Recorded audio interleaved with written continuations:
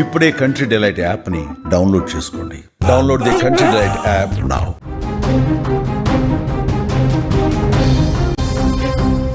మరికొన్ని గంటల్లో big fight మొదలు కాబోతుంది. వరల్డ్ కప్ మహిళల టీం మరి కాసేపట్లోనే సౌత్ ఆఫ్రికాతో అమీతుమీ తేల్చుకోబోతుంది. 20 సంవత్సరాల నిరీక్షణకు తెరపడుతుందా లేదా అనేటువంటి ఒక క్యూరియాసిటీ అయితే ఇప్పుడు నెలకొంటుంది.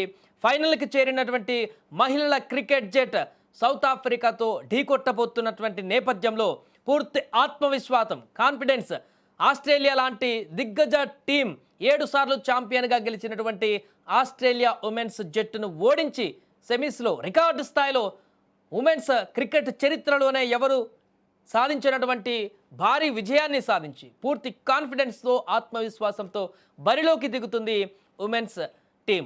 అయితే అటు సౌత్ ఆఫ్రికా కూడా ఇంగ్లాండ్ పైన గెలిచినటువంటి అదే స్ఫూర్తితో, అదే ఆత్మవిశ్వాసంతో ఈ యొక్క టోర్నమెంట్ మొత్తంలో కూడా అద్భుత ఫామ్ని కనబరుస్తూ ముందుకు వెళ్తున్నటువంటి సౌత్ ఆఫ్రికా, భీకర ఫామ్లో ఉన్నటువంటి సౌత్ ఆఫ్రికా కూడా అంతే ఆత్మవిశ్వాసంతో ఫైనల్లో పోటీకి సిద్ధపడుతుంది. ఇక్కడ టీమిండియాకు అడ్వాంటేజ్ సొంత పిచ్, సొంత దేశంలో జరుగుతుంది టోర్నమెంట్. ప్రేక్షకుల యొక్క, క్రికెట్ అభిమానుల యొక్క ఆదరణ కూడా ఇక్కడ అడ్వాంటేజ్గా చెప్పొచ్చు. ఇక సౌత్ ఆఫ్రికా టీంకి వచ్చేసరికి పూర్తిగా వారి ఆటగాళ్లకు ఉన్నటువంటి ఫామ్ అత్యంత కీలకంగా కాబోతుంది. పూర్తి స్థాయిలో ఈ యొక్క 2 జట్లకు ఉన్నటువంటి బలాబలాలు ఏంటి, ఏ జట్టుకు ఎలాంటి బలాలు ఉన్నాయి, దానికి సంబంధించిన పూర్తి వివరాలు కూడా ఒకసారి మనం చూసేటువంటి ప్రయత్నం చేద్దాం. ఎందుకంటే సౌత్ ఆఫ్రికా బలం వారి యొక్క 2 ప్రధాన ఆటగాళ్లపైనే ఆధారపడి ఉంటుంది. దాంట్లో ప్రధానమైనటువంటి ప్లేయర్ లారా ఓల్వార్డ్స్, మరిజానే కాప్, వీళ్ళిద్దరు. ఓపెనర్గా వచ్చేటువంటి ఓల్వార్డ్ అనేక మ్యాచ్లను ఒంటి చేత్తో గెలిపించినటువంటి రికార్డు ఉంది. ఈ వరల్డ్ కప్లో కూడా అద్భుత ఫామ్ని కనబరుస్తుంది ఓల్వార్డ్స్. ఇక ఈ యొక్క ఫామ్ని బ్రేక్ చేయాల్సిన అవసరం ఉంది మనం కప్ గెలవాలంటే. ఈ టోర్నీలో పరుగుల వరద పారిస్తుంది ఓల్వార్డ్. ఆమె గ్రీజులో నిలబడితే సౌత్ ఆఫ్రికాను ఆపడం చాలా కష్టం. ఆమెను భారత బౌలర్లు ఆపాలి. అలాగే మరిజానే కాప్ను కూడా అడ్డుకోవాలి. కాప్ బంతి, బ్యాట్ రెండింటితోనూ ప్రమాదకారిగా మారుతుంది. స్మృతి మందాన పైన ఆమె బౌలింగ్ ప్రభావం చూపేటువంటి అవకాశం ఉంది. అదే సమయంలో చివర్లో ఆమె బ్యాటింగ్కు దిగకుండా టీమిండియా మిడిల్ ఆర్డర్ను త్వరగా పెవిలియన్ చేర్చాలి. సౌత్ ఆఫ్రికా మిడిల్ ఆర్డర్ పెద్దగా అనుభవం లేనిది. అందుకే వారి టాప్ 3ని త్వరగా అవుట్ చేస్తే మిగిలిన వారిపైన ఒత్తిడి పెంచడం ఈజీ అవుతుంది. అండ్ ఇక ఫినిషింగ్లో మిడిల్ ఆర్డర్ తర్వాత ఫినిషింగ్లో వస్తుంది డెక్లర్క్. ఇప్పుడు ఈ మధ్యలోనే ఈ యొక్క టోర్నీలో అద్భుతమైనటువంటి హిట్టింగ్ చేస్తూ సౌత్ ఆఫ్రికాకి వెన్నుముకగా నిలుస్తుంది డెక్లార్క్. తను కూడా అద్భుతమైనటువంటి బ్యాటింగ్ తోటి మొన్న మనం లీగ్లో కూడా సౌత్ ఆఫ్రికా పైన ఓడిపోవడానికి ప్రధానమైనటువంటి కారకురాలు డెక్లార్క్. తనను కూడా కట్టడి చేయాల్సిన పరిస్థితి ఉంది. మంచి హిట్ బ్యాటింగ్ చేస్తూ సిక్సర్లతో స్కోర్ పరుగులు పెట్టించేటువంటి బాధ్యతను ఎండింగ్లో డెక్లార్క్ తీసుకుంటుంది. కాబట్టి తనను కూడా కట్టడి చేయాల్సిన పరిస్థితి భారత బౌలర్లకు ఉంది. ఇక ఇండియా బ్యాటింగ్ విషయానికి వస్తే ఆస్ట్రేలియా పైన స్మృతి మందాన, షఫాలి వర్మ మంచి ఆరంభం ఇవ్వలేకపోయారు. కానీ ఫైనల్లో ఈ భారీ స్కోరింగ్ పిచ్ పైన పవర్ ప్లేలో వికెట్ కోల్పోకుండా 50 నుంచి 60 పరుగులు ఈజీగా సాధించగలిగితే అప్పుడే మిడిల్ ఆర్డర్ పైన ఒత్తిడి తగ్గి ఫ్రీగా ఆడేటువంటి అవకాశం ఉంటుంది. స్మృతి మందాన గ్రీజులో ఎక్కువ సమయం ఉంటే భారత్కు గెలుపు అవకాశాలు ఎక్కువగా ఉంటాయి. స్కోర్ సాధించడానికి ఎక్కువగా ఈజీగా అవుతుంది. జమీమా తన ఫామ్ను కొనసాగించాల్సి ఉంటుంది. అలాగే తన నుంచి మరో భారీ ఇన్నింగ్స్ను అంతా ఆశిస్తున్నారు.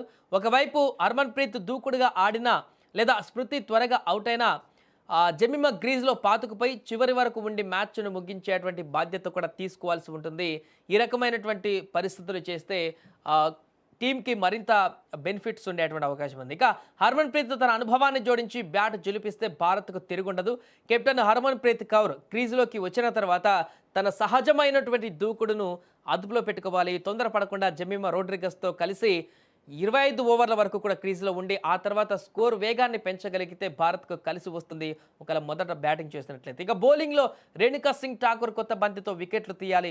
పిచ్ నుంచి పెద్దగా సహాయం లేకపోయినా పవర్ ప్లేలోనే ప్రత్యర్థులపైన ఒత్తిడి పెంచాలి. కేవలం డాట్ బాల్స్ వేయడం కాదు, పవర్ ప్లేలో కనీసం 2 వికెట్లు తీయగలిగితే గేమ్ మన వైపు తిరుగుతుంది.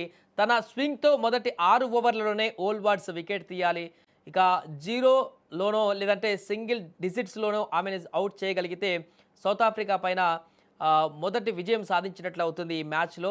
ఇక ముఖ్యంగా ఫైనల్స్లో ఒత్తిడిలో జరిగేటువంటి చిన్న పొరపాట్లు భారీ మూల్యాన్ని చెల్లించుకోవాల్సి వస్తుంది. ఎక్స్ట్రాలు కంట్రోల్ చేయాలి. సెమీఫైనల్లో భారీ చేంజింగ్కు కారణమైనటువంటి వైడ్స్, నో బాల్స్ ఈరోజు ఖచ్చితంగా తగ్గించాలి. ముఖ్యంగా ఫీల్డింగ్ మొదటి నుంచి టీమిండియాకి ఏదైనా డిసడ్వాంటేజ్ ఉంది అంటే మహిళల జట్టులో ఫీల్డింగ్ మాత్రమే. చాలా క్యాచ్లు డ్రాప్ చేస్తున్నారు, సింగిల్స్ డబుల్స్గా మార్చేస్తున్నారు. ఫైనల్లో కనుక గెలవాలి అంటే ఖచ్చితంగా ఇలాంటి మిస్టేక్స్ అసలు చేయకూడదు. టీమిండియా ఫీల్డింగ్లో మెరుపులు మెరిపిస్తే అదే సౌత్ ఆఫ్రికా పైన అదనపు ఒత్తిడికి కారణమవుతుంది. తద్వారా పూర్తిగా మ్యాచ్నంతా కూడా తమ వైపు తిప్పుకోవడానికి కారణమవుతుంది. అప్పుడు 20 సంవత్సరాల నుంచి నిరీక్షిస్తున్నటువంటి ఈ యొక్క కప్ 2005లో ఫైనల్కి వెళ్ళాం మితాలి రాజులో, అప్పుడు చేజారింది చిన్న ఒక అడుగు దూరంలో. 2017లో కూడా చేజారింది. ఇప్పుడు మాత్రం ఎట్టి పరిస్థితుల్లో చేజారకుండా ఖచ్చితంగా మహిళల జట్టు వరల్డ్ కప్ని సాధించాలి, ఛాంపియన్గా మారాలి అనేటువంటి ఒక దృఢ సంకల్పంతో ఉంది. కాబట్టి ఇలాంటి చిన్న చిన్న తప్పిదాలు కనుక పూర్తిగా చేయకుండా ఉండగలిగితే ఖచ్చితంగా ఈరోజు టీమిండియా మహిళల జట్టు కప్ లిఫ్ట్ చేయడంలో ఎలాంటి సందేహం లేదంటూ కూడా చెప్పుకుంటున్నారు.